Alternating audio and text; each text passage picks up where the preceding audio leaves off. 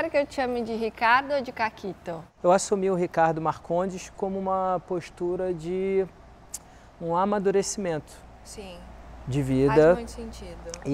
Mas é claro que eu tenho um carinho muito grande por Caquito, eu sou acostumado a ser chamado há 36 anos por Caquito. 36. E para quem... Eu tô com 37, né? Então tem mais ou menos um ano que eu ainda tô me acostumando a ser chamado por Ricardo. Eu gosto muito, sim, mas eu era acostumado da outra forma, é só uma questão de costume. Agora, amigo, que já conhece e tal, Caquito. Eu troquei meu nome recentemente também, você viu isso? Vi. Meu nome oficial é Letícia Moura Werner, na certidão de nascimento, e aí eu fui um dia fazer uma numerologia. Eu cheguei e falei, olha, numeróloga, eu tô querendo novas metas, novos caminhos, e eu ouvi dizer que essa tal de numerologia dá uma contribuída para os números na nossa vida. E agora eu tenho Letícia com 2 T's, Moura W. E você agora é o Ricardo Marcondes. O meu não tem numerologia. Ainda. Mas não é que eu não acredite, não. Eu já fui muito cético, assim, para tudo. Eu era uma pessoa muito cética. Inclusive para dentro da indústria que a gente trabalha, sim, eu era extremamente cético. Eu só escutei o meu amigo porque eu sempre fui humilde o suficiente, eu acho que é essa a palavra. Apesar de cético? Apesar de cético, o meu amigo quer conversar comigo, mesmo eu achando furada, por que não? Né? No mínimo eu salvo. Quem salva eu vou salvar. No mínimo eu salvo, né? E aí eu fui nessa e saí encantado, na verdade, né? Eu saí encantado. Então ele fez de forma profissional, né? Não. Não? Não. Foi uma das piores apresentações, foi errado. Eu lembro que na época o França, sim, veio junto com ele, porque o França hoje é meu patrocinador, mas ele não era, né? Por causa da compressão. Uhum. E aí o meu amigo veio, tentou fazer a apresentação, enrolou para começar, não começava, aí o França sumiu. E como eu era cético, a gente estava entre amigos ali, ele começou com um videozinho, não sei se você lembra, que passava de um médico falando que o produto poderia curar câncer, prevenir. Uau, era um vídeo todo errado, né? Esse é um vídeo americano, gringo, eu adorava esse vídeo. Todo mundo que duplicava. Ele comparava com oxidação, radicais livres. Fogueira. Então, aí ele terminou de passar o vídeo, aí ele virou e falou, prazer, meu nome é Roberto França, eu tenho tantos anos.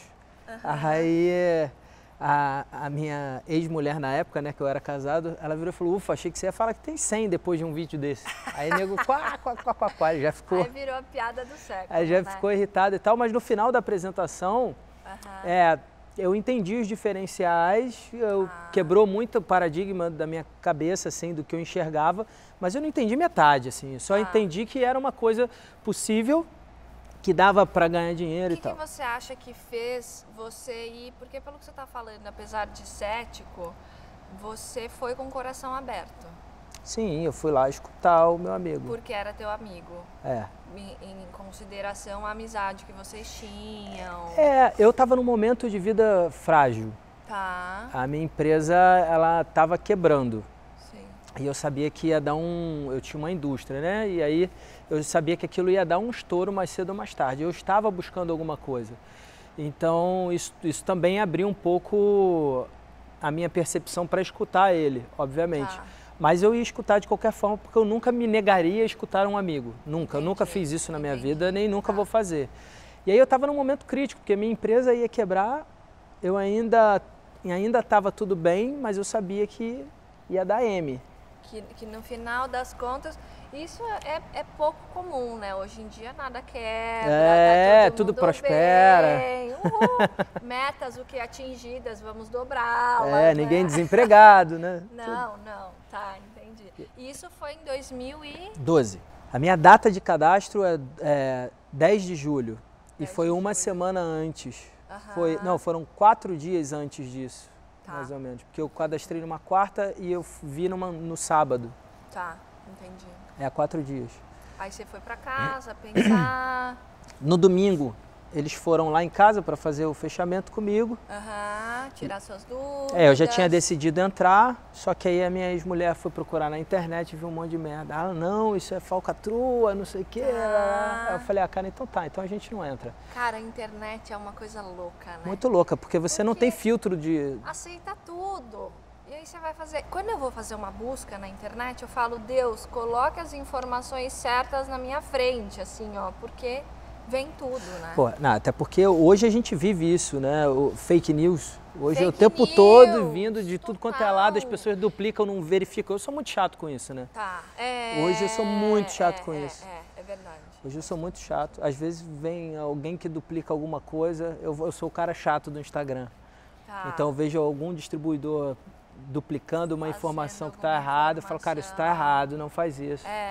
Faço com qualquer empresa. Tá, lógico. Qualquer empresa, eu vou lá no cara e falo. Falar com qualquer situação, pessoas na vida. Eu sou muito Caxias, cara. Eu também sou. Sou chato. Para vocês saberem, a gente está conversando porque a gente tem uma história parecida de caminhos que a gente foi se desenvolvendo no processo. Eu sou apaixonada por desenvolvimento e eu sei que ele também é. E eu quero saber em que momento você chegou na programação neurolinguística, também se você estava frágil e estava precisando se fortalecer, como é que foi isso? Foi bem próximo um do outro, né? Eu primeiro conheci a indústria de marketing de relacionamento e como é uma indústria que estimula muito o desenvolvimento pessoal, eu comecei a buscar e aí eu ouvi falar de programação neurolinguística, fiz um curso no Instituto de Vendas em Programação Neurolinguística, achei legal, gostei muito, mas aí uma amiga fez um treinamento e aí ela voltou, ela sabia da minha situação, a minha empresa ali eu já tinha quebrado, já estava com a dívida, eu só não tinha estourado ainda no banco a ponto de ficar com o nome sujo e tal, mas eu já estava ferrado de grana, né? Não sei se você sabe, mas eu entrei numa dívida de 800 mil reais há 5 anos atrás. Não sabia. Em 2013 a minha empresa quebrou. E como é que deve 800 mil reais não deve no banco? Me ensina essa. Não, eu devia no banco, lógico que eu devia. Só que ainda não tinha o nome sujo, porque ainda estava naquele período do banco entrar em contato. Sim. E aí... Nossa, foi um sinal, estava no vermelho. Exato. Exatamente.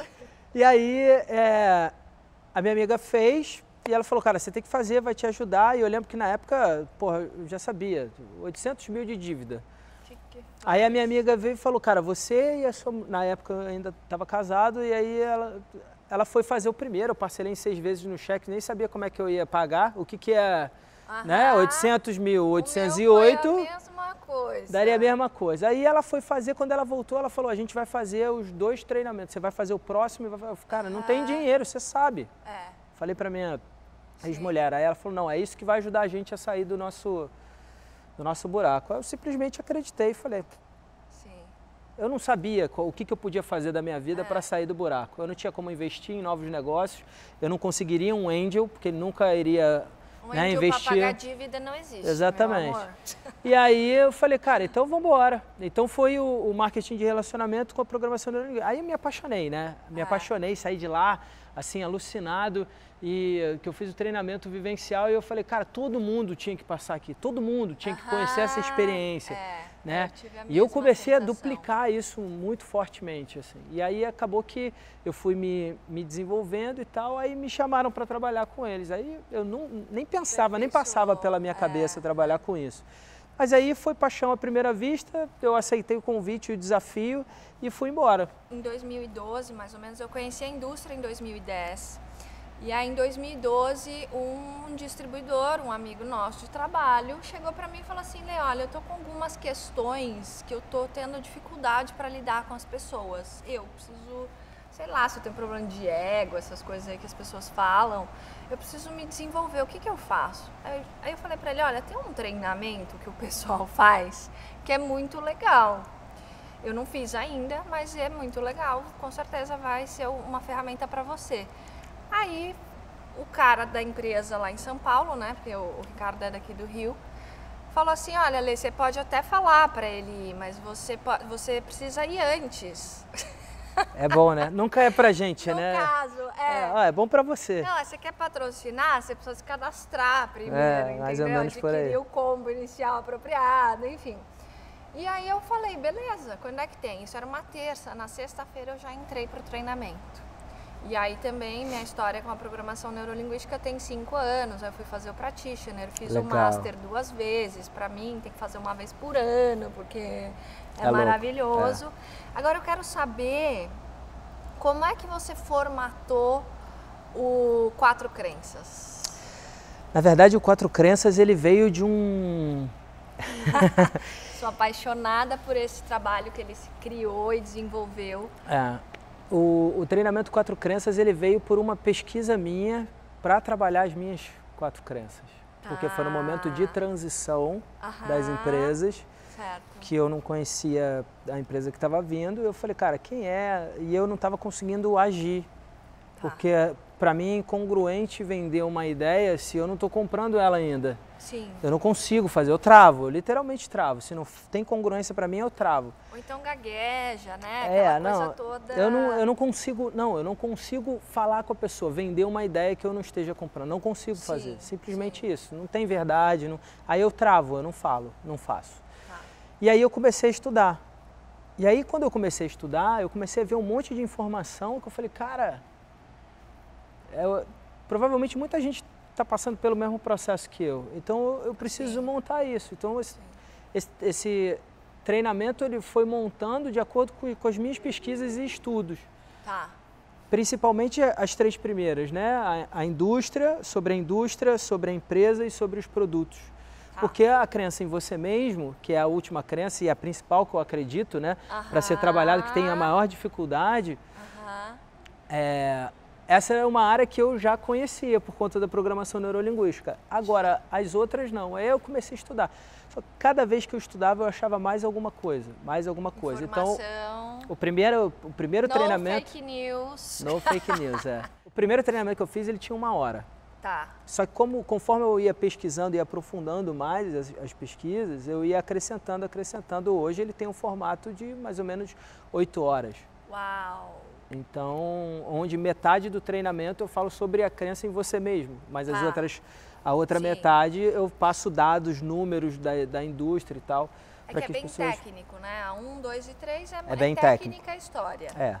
Exatamente. Agora, a 4 em você, eu acredito que essa é uma crença que a gente tem que trabalhar ela só enquanto a gente estiver vivo. Só.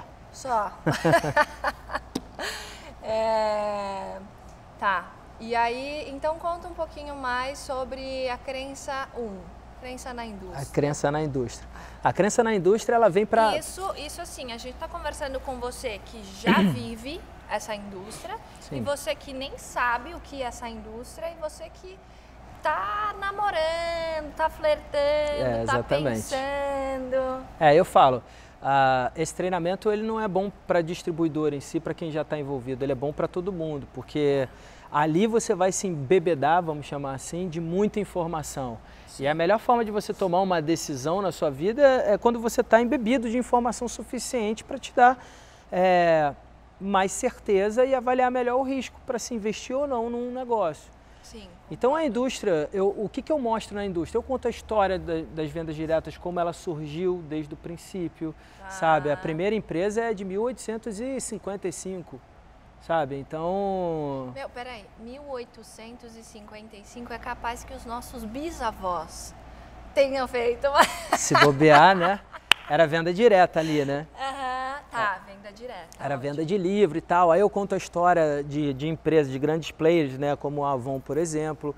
A Avon, ela não surgiu de venda de cosmético, ela era uma empresa que vendia livros. Uau! E aí o cosmético veio porque um dia o dono, ele resolveu dar de brinde perfume para quem comprasse o livro. Aí depois ele descobriu que as pessoas estavam comprando o livro por conta dos perfumes. E aí é que lança a Avon. Dessas. Você fala que você vai me dar um brinde, eu vou comprar tudo que você tiver para vender. Exatamente. E aí a gente está falando da década de 1886, é a data de fundação da Avon. Então é uma indústria que é mais do que centenária, né? Ela é uma indústria muito antiga. E a primeira empresa de multinível, né, é a Nutrilite, que ela surge em 1945, se eu não me engano. Né? E aí, ali ela é a primeira que tem um plano de compensação em multicamadas e tal. E até a segunda, na verdade. Multicamadas, dois, exatamente. Mas era uma inovação muito grande, né? Sim. Dois caras chegaram para o fundador e com um plano disso desenvolvido num evento do Dale Carnegie. Uau, que é outra lenda também. E o cara que criou a Nutrilite é legal porque eu mostro para as pessoas que as vendas diretas ela quebra muito paradigma. Toda a história dela ela é de quebra de paradigmas. Então, o dono da Nutrilite foi o cara que inventou o primeiro suplemento alimentar no mundo, assim, lá nos Estados Unidos isso. Entendi. E daí é que vem a ideia da Nutrilite, visão exatamente. Total.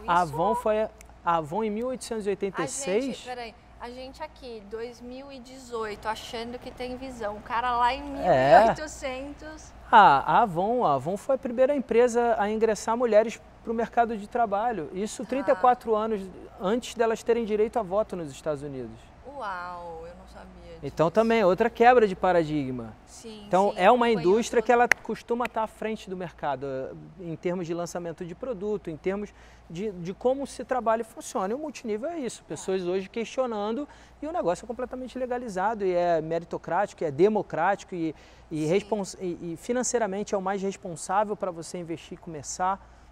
Então eu falo sobre a história, eu falo sobre os números, eu faço comparativo com o empreendedorismo tradicional, com funcionalismo, né? Sim. Então, tem muita coisa. Aqueles dados, né, que a gente vê que é maior do que a indústria do cinema. Sim, a indústria do cinema em 2016 foi de 100 bilhões, o nosso mercado foi de 189. Isso é dado de 2017. 2017. 100 milhões para a indústria de filmes, 100 bilhões para a indústria de filmes e 189,6 bilhões para a indústria de vendas diretas. No mundo, né? Lógico. Mundo. No Brasil, a gente chega lá um dia. Vamos trabalhar, gente? Brasil, 45. 45 bi. De reais. Tá. Os outros são dólares, né? Os outros são dólares, tá.